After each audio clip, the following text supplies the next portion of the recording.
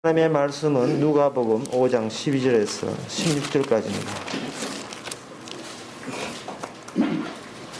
신약성경 96페이지입니다.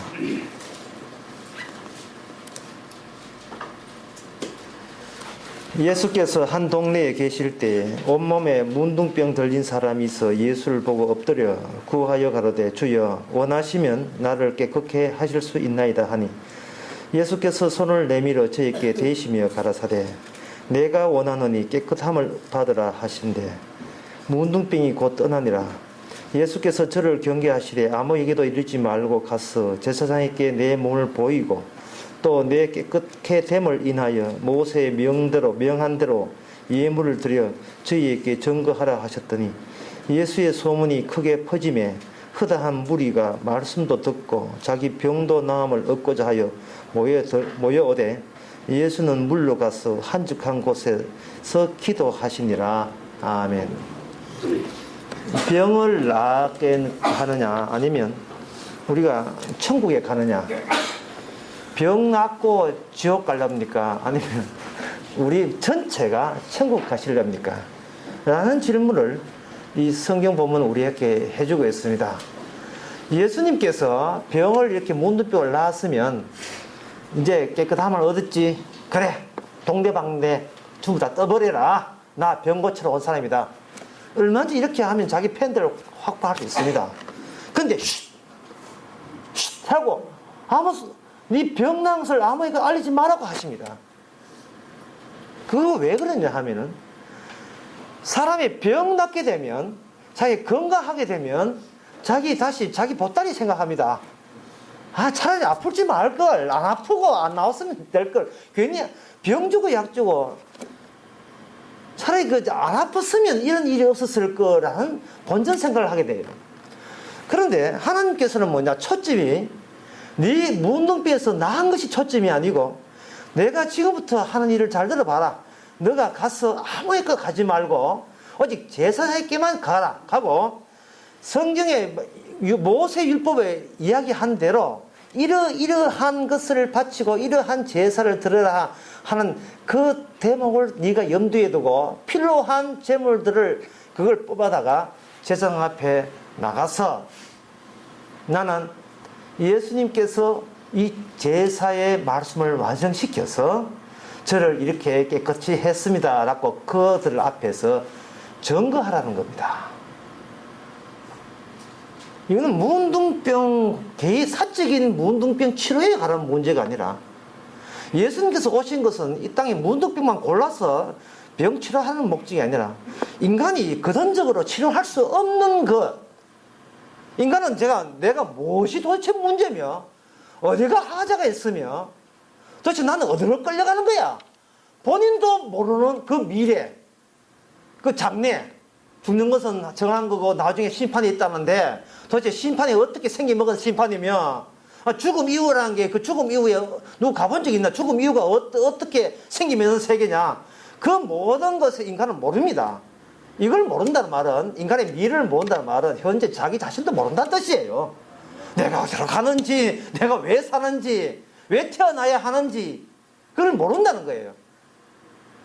장래에 대해서, 우리가 장래에 대해서 어떤 구조에 되는 세상에 우리가 들어가느냐를 우리가 미리 알게 되면, 그걸 미리 파악하게 되면 지금 내가 누군지를 알게 되고 그 세계에 대해서 우리가 대비할 수 없는 그러한 대비점을 주께서 고맙게도 우리를 막아서면서 자신에게 이루어진 일을 우리에게 더듬혀서 우리로 하여금 병 정도가 아니라 우리의 전체가 낫게 하는 그러한 혜택을 우리에게 주시고자 예수님 오셨는 겁니다.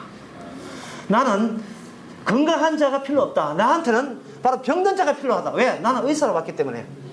그것은 우리가 모르는 미래에 관한 문제입니다. 사람들이 현재락 하는 것은 지가 경험한 것만 골라 잡아서 이 현재락 우기지만 지금 대구에는 마라톤 대회 하고 있다. 현재입니다. 마라톤 대회 하고 있어요. 이봉주가 지금 해설하고 있습니다. 현재입니다. 하지만 이봉주가 우리 미래까지 보장 못 해주거든요.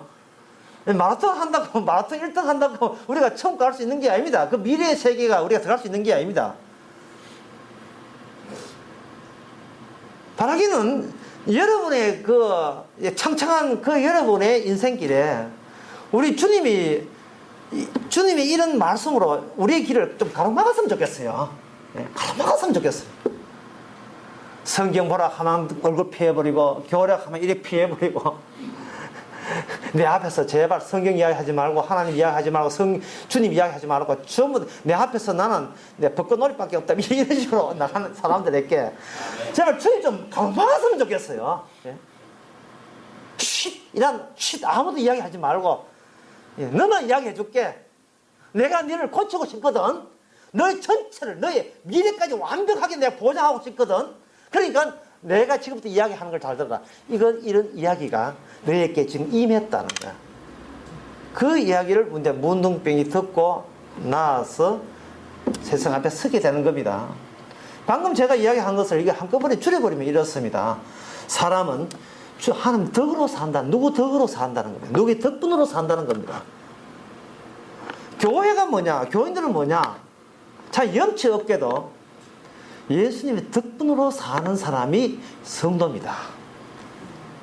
참 염치 없지요. 남들은 다 자기 노동의 대가로 성공했네하고 살아가는데 우리는 참 철판 깔았어. 뻔뻔하게도 저는 주님 덕분에 살았어야 그것도 미래까지 보장받았어야 라고 고백할 수 있는 사람 성도입니다.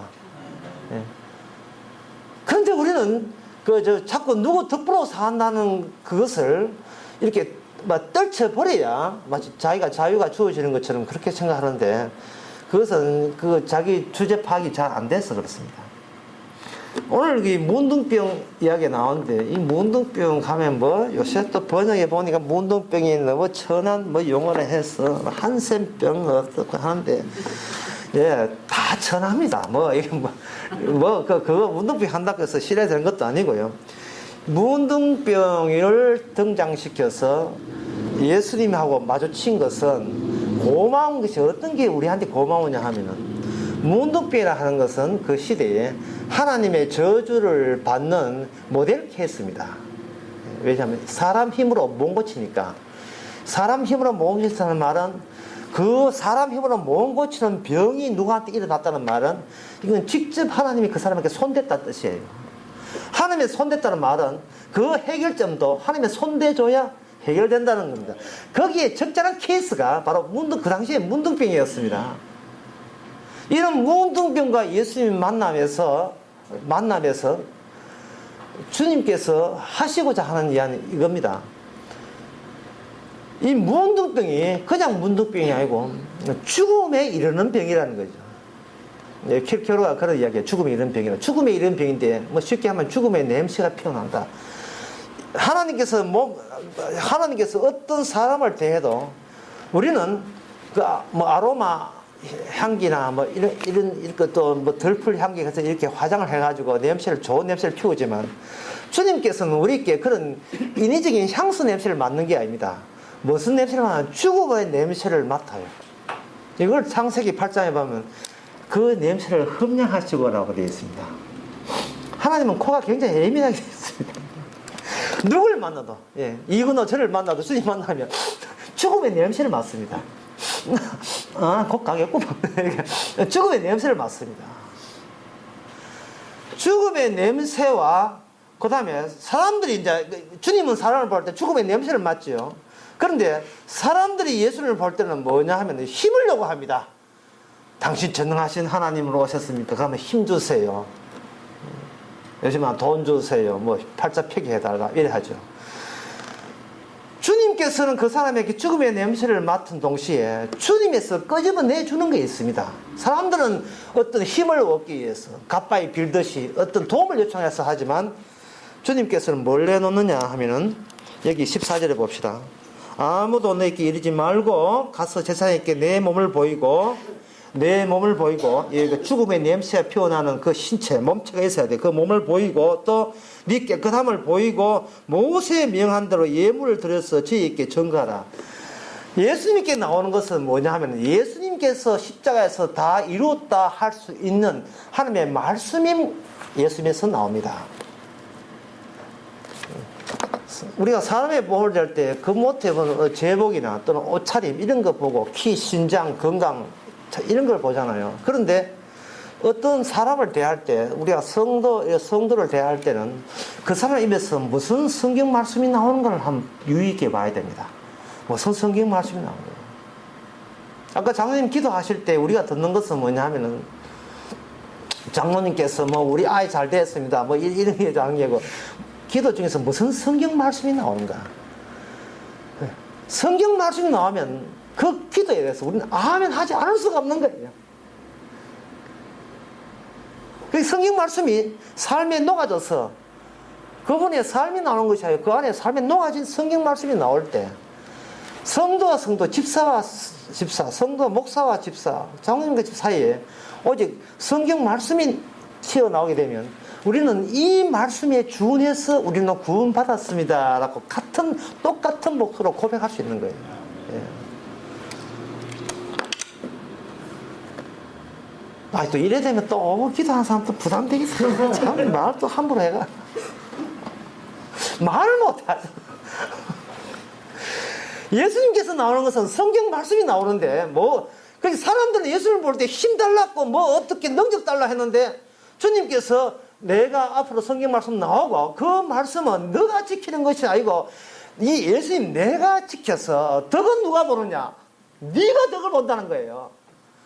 성경 말씀을 끄집어 놨는데 그 성경 말씀 끄집어 낸 그 말씀을 주께서 십자에서 다 이뤘다 하시고 그 다 이룬 덕 혜택을 바로 주님하고 서로 대화하고 있는 우리 길을 막아서는 주님에 의해서 막히선 우리가 그분의 혜택을 잊게 되어 있습니다. 그럼 그 성경 말씀이 모세의 율법이 됐는데 이것은 레위기 14장 2절에서 9절의 말씀입니다. 기니까 짜증나니까 갖다 쓰시면 이렇습니다. 거기에 보면 문둥병자가 아까 다시 할게요. 문둥병자란 인간의 뜻이 아니라 하나님의 뜻이 있어서 손을 대었기 때문에 함부로 사람 손으로 어떻게 치료될 수 없는 것. 하나님이 일으킨 병이기 때문에 하나님께서 그렇게 처리하는 것을 주목해야 될 인물이 문둥병입니다. 그 문둥병자가 아무것도 한 것도 없는데 어느 날 깨끗해지기 시작합니다. 이것은 주님께서 손대고 있다는 증거죠. 그렇게 했을 때 문둥병자를 들리게 하시는 것도 하나님이고 낫게 하시는 것도 하나님이신데 그 낫게 하실 그쯤에 다 낫고 난 뒤에 문둥병자는 제사장에 가서 이러이러한 예물을 드리라는 겁니다. 그게 뭐냐, 백황목과 그리고 홍색 실과 그리고 우설초를 가지고 가고 그리고 새 2마리를 가져가는데 한 마리는 잡아서 물에서 잡아서 그 피를 내서 그 피를 백항목과 홍색 실과 우설초에다가 피를 발라버려라. 피를 발라서 그걸 문둥병자였다가 난 사람에게 그걸 뿌리라. 적셔서 뿌리라는 겁니다. 뿌리라. 그리고 새 한 마리는 그냥 날리지 말고 그 피를 흘리고 죽었던 새 피를 가다가 날개 쭉지에 발라가지고 새 쭉지에 바르면 그 새는 날아간다. 누가 죽은 덕분에, 누가 희생 덕분에 이렇게 저주에서 풀려서 깨끗함을 얻었습니다. 거룩함을 얻었습니다. 하는 겁니다. 이것을 보여주라는 겁니다. 그렇다면 이것이 옛날에 한때 있었던 에피소드가 아닐까? 옛날에 그 이스라엘이라는 어떤 아주 독특한 나라에서만 시행되던 하나의 종교적인 시스템이고 제도에 불과하지 않을까? 라고 사람들 생각할 거예요. 베드로전서 1장 2절에 보면 예수 그리스도의 핏불을 얻기 위하여 택하심을 입은 사람에게 은혜와 평강이 있을지어다. 핏뿌림을 얻기 위해서 뿌리는 분 따로 있고 그 뿌린 피를 더덕더덕 쳐바르는 사람 따로 있는 거예요. 핏뿌림을 우리 심령에 핏뿌림이 주어지면 그 피가 너의 모든 죄를 사한다는 하나님의 약속의 성취 자체라는 그 자체가 하나님의 성취라는 겁니다. 그러니까 우리 자체가 하나님의 작품이라는 뜻이에요. 어떤 경우에만 핏뿌림을 받을 경우에만. 하얀 도화지는 일반인도 문방구에 살 수 있습니다. 똑같은 도화지예요. 하지만 거기에 물감이 뿌려져서 하나의 작품이 되는 것은 일반인들이 뭐합니다. 해봐야 어설프죠. 근데 작가는 거기서 훌륭한 무에서 유를 창조합니다. 아름다움을 창조해내죠. 우리가 하얀 도화지 같으면 주께서는 파스텔이나 물감 들고 스쳤을 겁니다. 근데 우리가 죄인입니다. 죄인은 물감 칠해봐야 아름답기만 하지 죄 용서는 안 돼요. 죄인이기 때문에 물감을 뿌리는 것이 아니고 피를 뿌려야 되는 겁니다. 지금 네가 갖고 있는 목숨은 하늘나라에 안 통하는 목숨이다. 저주받을 생명이라는 겁니다. 선악과 따먹어서 따먹지 마라. 따먹지 마라. 그러니까 우리 목숨에는 아침에 눈 뜨고 하면 우리 피가 흐르는데 그 피는 따먹지 마라 했잖아. 따먹지 마라 했잖아.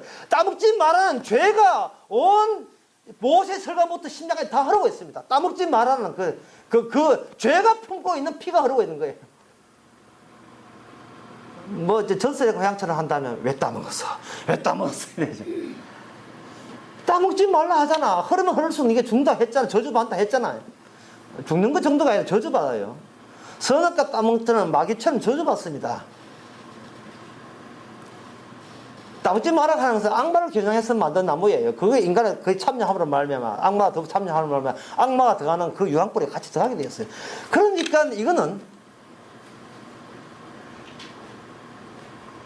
우리 힘으로 어떻게 우리 무화과 나무 가리듯이 우리의 부끄러움을 우리의 뭔가 수치스러움을 수치스럽다 하는 건 뭔가 정상 아니다. 제자리가 아니다. 제자리에 내가 지금 나의 제자리에 없다는 뜻이에요. 뭔가 낯선 자리에 갈 때는 상당히 허전함을 느끼거든요.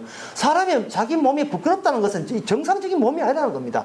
하나님의 원래 주신 몸과 그 안에 담고 있는 정신 상태가 이게 아구가 사고가 안 맞게 돼 있어요. 그래서 부끄러워서 아담은 자기 무화과 나무를 가렸습니다. 그래가지고 해결이 안 됩니다. 어떤 분이 그 심장 수술을 받고 난 뒤에 이거는 이게 과학적으로 맞는지 안 맞는지 그냥 그분 느낌을 이야기하니까 이 과학적으로 따지고 그냥 느꼈습니다. 심장 수술을 하고 난 뒤에 수혈을 많이 받았는데 그때부터 며칠 자꾸 근지럽다는 거 이유 없이. 그분 수술을 받은 그분의 개인적인 해석은 이렇습니다. 이게 원래 내 피가 있으면 안 근지러운데 남의 피가 도니까 이게 안 맞았어. 이게 안 맞아서 자꾸 근지럽다 이 차이가 나가지고 안 맞기 때문에 자꾸 충돌하니까 근지러운 게 아닌가 그렇게 자기 소감을 이야기해요. 우리 몸이 정상이 안 하는 겁니다. 지금 처음에 인간은 옷이 없었어야 됐어요. 옷이 입지만 지금 옷을 입고 있다는 자체가 지금 정상이 안 하는 겁니다. 그럼 옷 입는 게 정상이에요. 그럼 빨간 옷을 입어야 돼요. 분홍 옷을 입어야 돼요. 그럼 앙드레 김 가서 맞춰야 됩니까? 어떤 옷을 입으면 구원받습니까? 예수님이 옷을 입지 않으면 구원되지 못한다는 거예요. 근데 예수님이 옷이 원단이 어디 돼요? 원단이 어떻게 제일 모집입니까? 어떻게 예수의 옷을 가지고 옷을 해 입어요? 어떤 사람은 저보고 성경 쉽게 하라 하는데 참 난처한 겁니다. 예수는 옷을 해입으라 어떻게 더 쉽게 합니까? 아니 제일 원단 해놓고 이름 예수 써가지고 가기가 오래가지고 그래서 옷 입으면 그게 예수 옷 입는 거예요. 성경 전체가 주님께서 우리에게 찾아와서 우리 보고 뭘 하라는 걸 하는 것이 아니고 내가 말씀으로 지적해주면 지적당한 그 개념이 너 개념이라는 거예요. 나는 누구냐? 너가 너보고 나는 누구라고 입 다물어라 말하지 말고 내가 이렇다 하면 그게 바로 너야 이런 뜻이에요. 내 덕으로 살면 그런 줄 알아라 이 말이야. 너는 내 덕을 입는 거예요. 문둥병자가 병 났거든. 내가 기도만 해서 그렇다 헌금만 해서 그러지 말고 나는 예수님 덕분에 살았어요 라는 그 자체가 그게 바로 너란 말이에요. 문둥병 너란 말이죠. 그게 주님의 말씀 받았을 때 공통성이 있어야 돼. 공통성이. 말씀 때문에 예수님 말씀 때문에 구원받았어요 라는 말을 다 같이 고백할 때 그걸 교회라고 합니다. 사도행전 20장 28절 하나님의 피로 사신 교회예요. 하나님의 피로 사신 교회. 뭘 이걸 꼭 실감하기 위해서 박에다가 또 뭐 돼지피나 소피나 해가지고 여기 갖다 박에서 놔가지고 꼭 할 필요 없고 여기다가 또 옥색에다가 또 피 뿌려가지고 또 흉측하게 또 부득이 또 무당집처럼 만들 필요는 없지만 어쨌든 교회라 하는 것은 하나님의 피로 심령에 피 뿌림을 받은 사람이에요. 레이기라는 것은 아주 옛날 이야기입니다. 그 예수님 당시로 따져서도 1200년 전이에요. 그렇게 긴 세월에 레이기에 보면 우설초와 백항목과 홍색실에다가 그 피를 적시는데 적셨다가 그 다음에 그는 뿌리는 용도로서 우설초로 뿌리게 하옵소서. 뿌리는 용도로서 그렇게 섰다는 것은 그 1200년 후에 예수님께서 장차 오실 이 말씀의 주인공 되시는 우리 하나님께서 사람으로 오셔가지고 이 말씀을 사람의 형태로서 어떻게 달성하는 걸 너희 그때는 알리라 해야 되는 겁니다. 예. 자, 여기서 우리가 한번 생각해 봅시다. 방금 제가 이 설교를 쭉 했습니다. 그런데 이 이야기를 처음 듣는 어떤 세상 사람이 있다고 칩시다. 그 사람한테는 이런 이야기가 굉장히 낯설게 느껴지는 이유가 딱 한 가지 이유밖에 없어요. 그건 뭐냐 하면은 세상에서는 누구 희생으로 누구 덕으로 산다는 원칙이 통하지 않는 세상입니다. 예, 일주일 내내, 우리도 마찬가지 일주일 내내 여러분 세상에다 희생하면 그건 쪼답니다. 예, 어디 사업하는 게 자선 사업이 아니에요. 자선 사업도 하나의 수익사업, 요새 수익사업 때문에 그래요. 이 땅에서는 남은 것을 빼먹어야 내가 삽니다. 예, 산다는 것은 몇 년 살았습니까? 60 살았습니다. 뭔 뜻입니까? 60년 동안 빼먹었다는 뜻이에요. 어릴 때는 부모 거 빼먹고, 청년 때는 친구들 빼먹고, 40대는 남 덩쳐먹고, 그냥 빼먹은 거예요. 지글 때 평신도는 사장 것 빼먹고, 사장 되면 평신도 빼먹고, 빼먹은 거예요. 목사는 교인들 헌금 빼먹고, 자기 쳐서, 전부 다 빼먹은 거예요. 이렇게 모든 것처럼 빼먹기 위한 기술을 익히는 겁니다. 김연아는 피기해가지고, 피기해가지고, 수십억의 그 CF를 하잖아요. 예, 제 아내가 그 동계 올림픽 보면서 명언을 남겼습니다. 예, 저끼리 잘 논다. 저끼리 잘 노는, 저끼리 잘 노는 거예요. 저끼리 잘 노는데 그게 도움이 되더란 말이에요. 희한한 일이죠? 저들끼리 잘 노는 거예요. 저끼리 가지고, 링크에다가 놀고, 스피드 하고, 누가 뛰라 했습니까? 차 타고 가면 될 건데, 그거 뒤에 가면 스케이트 타고 돌고, 그걸 피가 뺑뺑 돌고. 더 웃기는 것은 축구 보세요.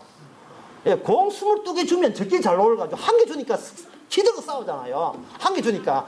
10개 줘보세요. 축구 저끼리 잘 노습니다. 박지세 수십억 벌고. 세상에서는 희생이라는 것은 대충 멀리 해야 돼요. 희생, 누구 덕 웃기지 마라. 나는 내 덕으로 살아가는 거예요. 이렇게, 거기에 완전히 몸 자체가 남을 때 희생 덜 하기, 남을 거 빼먹기 위해서 단련된 몸이에요. 그게 수련된 몸이고, 기계화된 몸입니다. 우리 몸은. 예. 그런 몸을 가지고 교회 딱 왔을 때 예수님의 희생으로, 예수님의 덕분으로 여러분들은 죄 용서 받아서 구원 받았습니다 할 때 정이 안 돼요. 정이. 이게 정이 안 되니까 교회에서 뭐 하냐면은, 그 다음에 교회에서도 성진급 만들어야 되고, 성과급 하고, 교회에서도 대장이 있어야 되고, 교회에서도 대장이 있어요. 대장이 있어야 되고, 전부 다 밑에 시다발이 있어야 되고, 명령하는 자 있어야 되고, 명령 받은 따로 있어야 되고, 그게 오히려 마음이 편한 거예요. 그 교회 왔어도.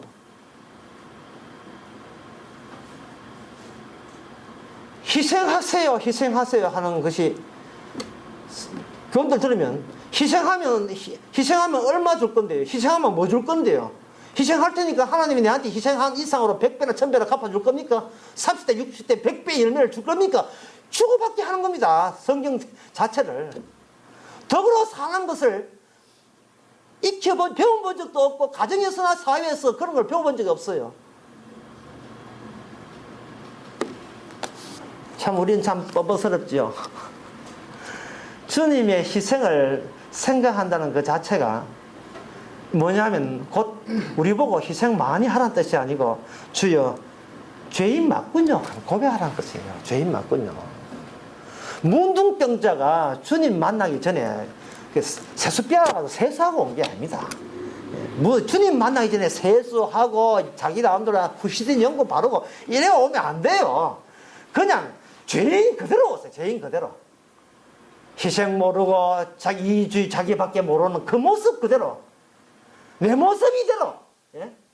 그 자체로 그냥 주님 앞에 나오면 나올수록 무엇이 부각되느냐 하면은 이런 인간도 너끈하게 용서가 되는구나 하는 주님의 은혜가 더 빛이 나게 되어 있습니다. 빛이 나게 되어 있어요. 그래서 이런 예수님과 문둥병자의 만남 속에서 우리는 문둥병자는 무슨 일을 잘못하기 때문에 문둥병자를 나는 착해서 안 그랬다 이래 생각하지 마시고 이 문둥병자를 전부 다가 차라리 우리의 대표자로 이렇게 삼아버립시다. 우리는 속에는 문둥병자였어도 아닌 척 하는 것보다 차라리 하나님께서 그 껍데기를, 우리는 껍데기가 있는데 껍데기를 확 벗겨버리고 저주받아 마땅한 존재로서 드러나는 것. 오히려 이것이 우리의 솔직한 모습입니다. 예. 그런데 여기서 하나님의 희생을 했다 하는 이 희생의 의미를 긍휼의 의미로 생각해야 됩니다.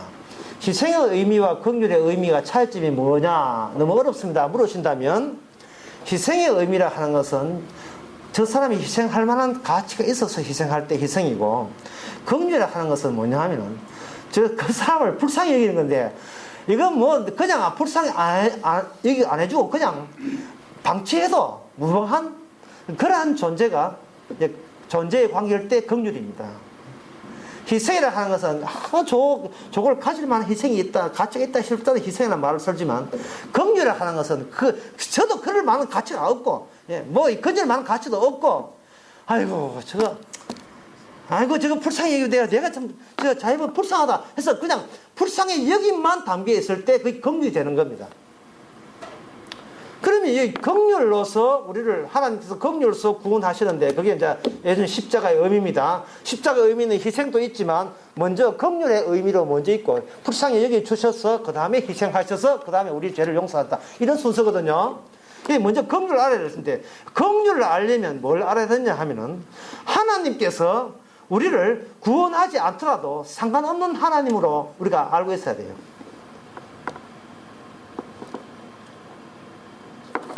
이게 굉장히 어려운 겁니다. 이게 왜 어렵냐 하면 인간들은 우상의 신을 만들어낼 수 있어요. 인간이 상상합니다. 근데 인간이 신을 상상할 때는 상상한 그 순간부터 그 하나님은 나를 필요로 하는 하나님일 거라고 염두에 두고 신을 창조해내요.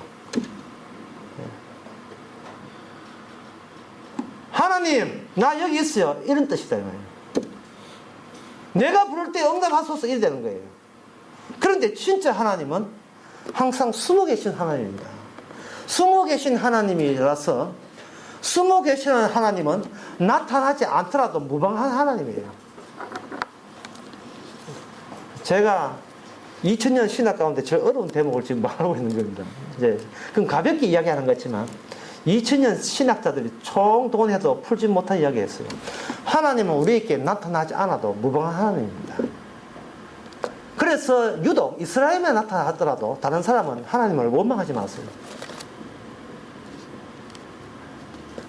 하나님께서 누구에게 나타나든 그건 하나님의 자유입니다. 하나님이 정체를 드러내라 이렇게 요구할 그건 자격이 우리한테 없습니다. 가짜 하나님, 우상이 만난 하나님은 반드시 인간이 부르면 그 자리에 등장해야 돼요. 뽀빠이 가면 뽀빠이 나타나고 슈퍼맨 나타나야 됩니다. 하나님은 안 나타나도 괜찮아요. 관계없어요. 지난 누가복음에 보면 그 많은 도시에 과부가 있었다, 한 사람만 살았다 과부만 찾아갔고, 그 많은 마을에 문둥병자 있어도 한 사람만 찾아갔다 했습니다. 그래서 주님께서는 우리 보고 이런 하나님은 항상 나타나면서도 항상 뭘 염두에 두는가? 안 나타나도 되고 숨어 계시는 하나님일 수도 있지만 너를 긍휼히 여기서만 나타난다는 식으로 나타나는 거예요. 예. 이것이 바로 그것이 주님의 주 개념입니다. 주 개념이라 하는 것은 주님의 오른손 개념인데, 주님의, 이게 오른손 맞죠? 주님의 오른손에 나타난 하나님이 따로 있고, 그 오른손을 내면 숨어있는 하나님, 언약된 하나님 따로 있어요. 이게 일반 우리가 아는 신이 아닙니다. 신은 그냥 모든 걸 다 드러내요. 하지만 숨어있다는 말은 드러낸 하나님이 인간들의 가짜 하나님에 의해서 충돌과 마찰을 유발시켜서 주님으로 취급받지 못하고 죄인으로 취급받는 그런 수모를 당하는 가운데서 인간이 평소에 얼마나 엉터리 하나님을 섬기고 있었던가를 노출시키는 그런 작용을 한다는 말이에요. 예, 그게 바로 주 개념이에요. 주 개념. 그게 오른손 개념입니다. 하나님의 능력으로 구원한다는 것은 거질 만한 가치가 있어서 거지는 것이 아니고, 하나님을 저버리고 하나님을 모독한 그냥말로 그냥 스쳐 지나가도 괜찮은 인간이에요. 우리를 구원 안 해도 관계없어요. 하나님은 구원 안 한다고 해서 하나님이 아닌 게 아닙니다. 구원하지 않더라도 충분하게 하나님이에요. 그런데 주님께서 우리를 긍휼히 여겨서, 불쌍히 여겨서 구원할 사랑해 줄 필요도 없는 인간을 사랑하고 건질 필요도 없는 인간을 건짐으로 말미암아 비로소 불쌍히 여겼다는 것을 확실하게 드러내는 겁니다. 그것이 바로 긍휼을 받은 사람, 사랑을 아는 사람의 특징이에요. 솔로몬에게 여인에게 주님께서 일부러 시험했습니다. 주여, 제 딸이 죽게 되었나니 구원하소서 하니까, 나는 걔한테 내가 걔 구원하러 온 게 아니다. 그러니까 그 여자 하는 말이, 그 걔 여기 있습니다. 예, 저 걔 맞습니다. 걔라도 주인장 아들께서는 부스러기 먹을 수 있지 않습니까? 떨어지는 부스러기는 해드릴 지 않습니까? 이게 뭐냐 하면, 걔한테도 안 주지만 아들 옆에 붙어 있다는 이유 때문에 걔라도 혜택이 있게 해달라고 합니다. 그럴 때 네가 나를 믿는구나, 네가 나를 아는구나, 네가 나를 안다는 거야. 이런 믿음은 이스라엘 중에서 이런 믿음 없다는 거예요. 주님께서 유난히도 칭찬합니다. 유난히 칭찬합니다. 어떤 백부장은 주님이요, 주께서 가라 하면 가고 오라 하면 오나이다. 세상에 이런 믿음을 봤나? 유난히도 칭찬합니다. 나라의 본자사는 다 천국에 쫓겨나고 너 같은 인간이 바로 천국 가야 된다, 가게 된다, 이렇게 합니다. 이것은 바로 항상 하나님께서 우리를 구원할 때 그만한 가치가 있다고 생각하시면 아직도 긍휼의 의미를 모르는 사람이에요. 긍휼의 의미를 모른다는 건 아직도 잘난 게 남았다는 뜻입니다. 겉에는 주님의 십자가 우리를 팍 파버려야 돼요. 원래 십자가 뾰족합니다. 원래 끝이. 주님의 십자가 우리를 팍 뚫어서 우리 구멍을 내야 돼요. 구멍을 내어서 내가 가치 있다는 그 부분에서 뻥 하고 구멍이 뚫려야 됩니다. 뚫리고 거기에 주님께서 구원 안 해도 되는데도 불구하고 일부러 찾아오셔서 구원해 주려고 희생하셨다는 그 희생이 고스란히 거기에 담겨 있어야 됩니다. 말로만 구원하시는 것이 아니고 죽음으로 구원했다는 것은 우리가 평소에 얼마나 내가 죽는 것에서 아까워한다는 사실을 이 염두에 두고 하시는 거예요. 우리는 남의 목숨 죽어도 상관없어요. 서해 안에 40년씩 빠져 죽어도 이거 내일 아닙니다. 근데 내 손가락 손톱을 갈라져도 난리 났습니다. 주여, 하필이면 저에게 왜 이런 시련을 일으키고 있습니다. 손가락에 가시 박혀도 가시 잘 안 뽑히면. 뭐가 하필인데요? 가시가 아니라 온몸에 가시가 박힌 상태가 문둥병이에요. 온몸에서 죽음의 냄새가 피어나는 겁니다. 우리는 온몸에 문둥병 되고 온몸에 가시가 박혀야 이 몸 자체가 죽음을 위한 몸이라는 걸 알아요. 죽음을 위한 몸. 예, 죽음을 대비하기 위한, 저주받기 위한 몸으로서 만들어졌고 그 몸으로 살아가고 있는 겁니다. 출애굽기 4장에서 하나님이 모세가 찾았을 때 모세가 애굽에 자기 백성 구원한다고 신나게 가란 인간을 붙잡습니다. 모세야 이리 와. 아이고, 가야 됩니다. 제가 이렇게 가겠나이다. 일로 와. 가고 말고 중요한 것이 아니야. 네 지팡이 갖고 있지. 예, 한번 던져봐라. 던져보니까 그게 뱀이 되었습니다. 네 눈에는 지팡이가 그냥 지팡이로 가지. 내 눈에 하나님과 동행하게 버리면 너는 너의 일을 할 수 없고 하나님의 일을 하게 되는데, 하나님의 일을 하게 되면 하나님 앞에 인간이 배제되고 뭐가 남았냐? 뱀과의 하나님과의 전투가 벌어집니다. 그게 뱀에 관한 상황이었어요. 결국 모세의 일은 이스라엘 인간적에서 처리할 문제가 아니고 배후에 있는 뱀과의 전쟁에 관한 문제였습니다. 그 다음에 모세야, 네 손을 넣어봐라.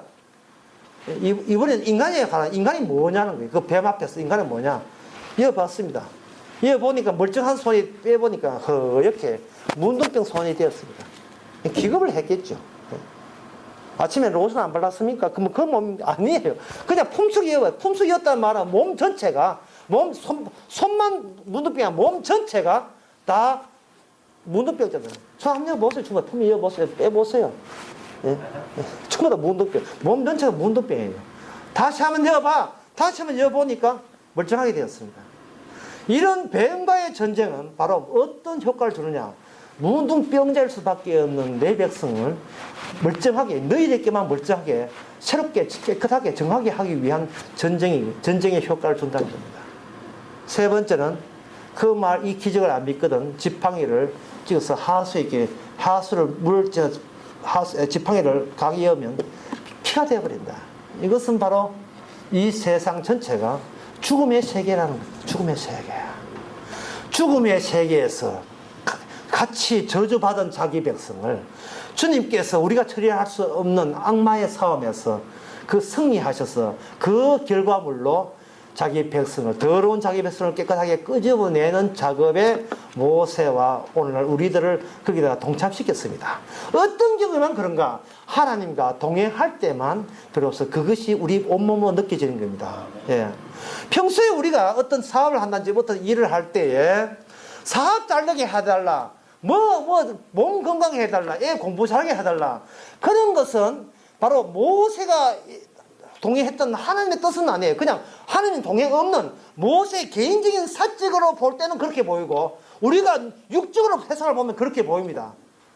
그렇게 되면 그 순간 우리는 핏부림의 의미가 없어요. 핏부림의 의미가. 우리가 핏부림을 받았으면 이 핏부림이 온 현재 살고 있는 이 현실 속에서 핏부림이 어떤 의미가 다가오냐는 것을 느끼기 하기 위해서는 그 순간순간마다 우리가 왜 하나님의 희생과 긍휼을 알면 안 되는가를, 그걸 깨닫게 하는 일들이 벌어져요. 그 중심에 누가 있느냐? 우리 자신이 서 있습니다. 남 탓할 거, 우리 자체의 욕심쟁이에요. 우리 자신이 욕심쟁이 우고, 우리가 욕심쟁이에요. 남한테 지기 싫어하고, 남한테 지면 밥점이 안 올 정도입니다. 성질 나서 심지어 자살까지 하고 싶은 생각 들 정도로. 아이고, 인간 이래 사는 게 인간인가 할 정도로. 주님의 긍휼, 언제 들어봤던 이야기일까? 십자가 희생, 아니, 교회에서도 못 듣는 이야기고, 우리에게는 교회나 집에 가나 힘, 돈, 권력, 능력, 재력, 소유, 도대체 이거 외에는 도대체 생각할 수가 없는 거예요. 그러면서도 이상하게, 그러면 그럴수록 우리 속에서 점점 더 죽음의 냄새가 진동을 해. 죽음의 냄새가. 이게 문둥병이라는 것은, 병이라고 하는 건 죽음의 현재이거든요. 죽음의 냄새가 온 천지를 진동을 하게 되죠. 그러고 난 뒤에 갑자기는 어떻게 인간은 죽습니다. 고린도전서 15장에 보면, 15장 43절에 보면, 욕된 것으로 심고 영광스러운 것으로 다시 살며, 약한 것으로 심고 강한 것으로 다시 살며, 여기 다시 산다는 말이 왜 성경에 나오는지를 일반인들은 도무지 못 알았습니다.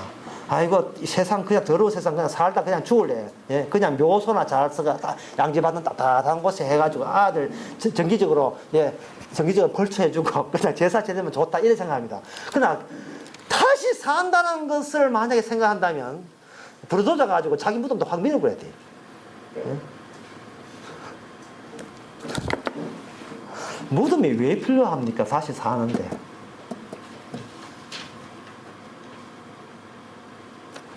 참, 이 무덤 찾아가고 참. 다시 산다는데. 다시 살잖아요, 다시. 예? 우리 몸은 어떤 몸이랄까요? 다시 살 몸입니다. 다시 살 몸이에요. 다시 사는데, 이 다시 사는 게 우리의 요구사항이 아니라는 점이에요. 우리가 기대한 게 아니에요. 놀라운 사실은 이렇습니다. 우리가 핏불을 받으면 이미 우리의 미래는 확정적입니다. 우리의 미래, 우리 마음대로 안 되고, 우리 뜻대로 안 됩니다. 우리에게 주어진 핏부림을 전가하는 식으로 우리의 미래는 일방적으로 고정되고 맙니다. 고정되고. 우리의 미래는 뭐 이 재벌 2세대가 잘 살고 뭐 빌딩 짓고 그게 우리의 미래가 아니라, 예? 수상성에서 자식 잘 되고 이게 우리의 미래가 아니라 이 핏부림에 왜 핏부림이 중요한지를 예수님께서 심판날에 다가오게 되면 역시 핏부림이 왔다나 그때 핏부림이 없었으면 죄로 저주받아 지옥 갈 수밖에 없었다 라는 쪽으로 시나리오가 그렇게 확정지어졌습니다. 이 시나리오는 우리가 못 뜯어고칩니다. 이미 끝난 미래예요. 끝난 미래입니다. 미래가 확정적이에요. 다시 살고 그래서 다시 살 사람은 다시 사는 거예요. 그리고 영원히 지옥불에 갈 사람은 영원히 지옥불에 가는 겁니다. 계속 읽어보면 육의 몸으로 심고 신랑한 몸으로 다시 사나니 육의 몸이 있은즉 신랑한 몸이 있느니라. 기록된 바 첫사람 아담은 산영이 되었다 한 것 같이 마지막 알른 설주는 영이 되었나니 육에 있는 사람, 그 다음에 신령한 사람, 첫째 사람 땅에 나서나 둘째 사람 하늘에 났다. 이 이야기 나옵니다. 이 모든 계획과 시나리오는 우리가 예상한 게 아니고 이미 주님께서 우리에게 심령에다가 피를 뿌릴 때부터 너의 미래는 이미 결정 난 거야. 네 미래에 대해서 네가 그때 염려할 이유가 없다는 거예요. 이 말은 우리 미래에 대해서 다시 살 거니까 우리가 지금부터 걱정, 염려 붙들어 매라. 이 말은 지금 우리가 나의 노동의 힘으로 나의 힘으로 산다고 생각하지 말고 지금도 매일같이 하나님의 긍휼하심이 우리 속에서 장렬하고 있다는 그 재미로 살아라는 이야기입니다. 그게 그 재미로 살아라. 어제 경주에서 야고보서 강의했습니다. 마지막 세 시간을 이야기했는데 마지막 세 시간 이런 제가 말씀을 드렸죠. 성도의 특징은 사건 역사는 없고 개인적인 역사는 없고 사건을 만들어서 사건의 질이 유지되는 한 마지막 사건이 주어진다 했습니다. 그 첫 번째 사건이 뭐냐면 주님께서 네 죄를 용서할 수 있는 십자가 사건이 벌어지면 그 사건에 휘말린 우리들은 우리의 미래는 그 재림에 예수님이 재림하신다는 것을 보여주기 위한 용도로서 그 다음부터 쭉 사게 되는 거예요. 그걸 가지고 그걸 저는 뭐라고 했냐면 그걸 인내라고 해서 인내. 욥의 인내를 보아라 할 때 제가 부인해서 설명했듯이 욥의 인내가 뭐냐면 욥은 별로 인내한 거 없어요. 그는 지 마음대로 살았습니다. 아프면 아프다고 고함 질렀고 왜 태어나게 해주냐고 고함 질렀고 하나님께 원망하고 그랬어요. 하지만 하나님 보시기에는 욥에게 먼저 사건을 일으킨 욥의 자식과 재산을 빼앗던 사건이 있는 그 욥의 사건에 욥이 휘말렸고 욥이 그게 유지되면서 마지막에는 그에게 복을 주는 마지막 사건이 그를 장식했습니다. 그 사이를 욥의 인내예요. 오늘 우리는 우리 스스로 뭐 인내하는 것은 인내도 아닙니다. 그건 지 자존심이고 진짜 인내는 뭐냐? 주님께서 왜 저를 불쌍히 여겨서 죄에 있는 죄를 몽땅 씻어주었습니까? 물으신다면 주님께서 그 다음 사건이 있잖아. 그 다음 사건. 그게 사건이 다가 아니라 그 십자가 사건이 계속 이어지면서 마지막에 다시 살고라는 사건을 작품을 보여주기 위해서 나는 너를 지금 사용하고 있다는 겁니다. 그것이 바로 육의 사람이 하고 영적 사람이 되는 거예요. 여러분들이 이 세상에 어떤 경우를 당하더라도 다시 사는 것 가치에 비해서는 다 시시한 것이고 그거 별로 중요하지 않은 사건들입니다. 부도가 나고 뭐 어떻게 애가 아파도 병이 나도 다시 산다는 것에 비하면 그리고 내가 죄의 핏불을 받아서 내 죄가 불쌍히 여겨서 주님의 피로 말미암아 다 씻어 내려갔다는 이러한 하나님의 사건에 비하면 내가 일으키고 내 죄 때문에 사건이 벌어진 사건은 그 앞에서 다 희석되고 다 날아가 버립니다. 우리는 항상 죽을 때까지 이 몸은 썩어질 몸이고 육의 몸입니다. 냄새가 나요. 예, 썩은 행주, 썩은 수제고 행주처럼 썩은 냄새가 납니다. 그걸 향수 뿌리고 뭐 옷 잘려서 가려봐야 다리 봐야 나이 90 돼가지고 또 오줌 살 때는 기가 찹니다. 예. 예, 다른 사람 다 동 아프고, 예. 간호사, 그저, 간병이만 옆에 있고, 나중에 다 동 다 가고 이렇습니다. 목사도 이래가지고, 기도할 때 이래가지고 기도하고. 이게 원래 안에 들어있던 거예요. 주께서 이미 아셨던 거예요. 우리만 몰랐지. 나만 몰랐지. 주께서 다 하신 거예요. 그것도 모르고 우린 잘났지 않은 겁니다. 괜히 잘났지 않은 거예요. 주께서 이미 아시고 피를 뿌리는데, 그 예수님의 피를 뿌리는데, 주께서 다 하시는데, 그 사건 중심으로 우리를 재편성하며 살아가시기 바랍니다. 기도하겠습니다. 하나님 아버지, 우리가 희생 없는 힘과 힘이 마주치는 세상에 살다 보니 우리의 정신도 우리의 영혼도 하나님의 덕으로 산다는 것은 까마득히 잊어버리고 지 잘난 맛에 살아가고 있습니다. 주여, 그게 바로 죄였습니다. 그 모습 그대로 다시 한번 십자가의 피 앞에, 흐리는 피 앞에 나옵니다. 피를 값주고 하나님의 피로 사신 교회라는 의미를 이제 알아사오니 주님께서 우리에게 해주신 그 긍휼하심과 희생과 사랑을 내놓고 이야기하는 그러한 하나님의 사건에 휘말린 주님의 작품으로서의 삶을 살게 하옵소서. 예수님의 이름으로 기도합나이다. 다 같이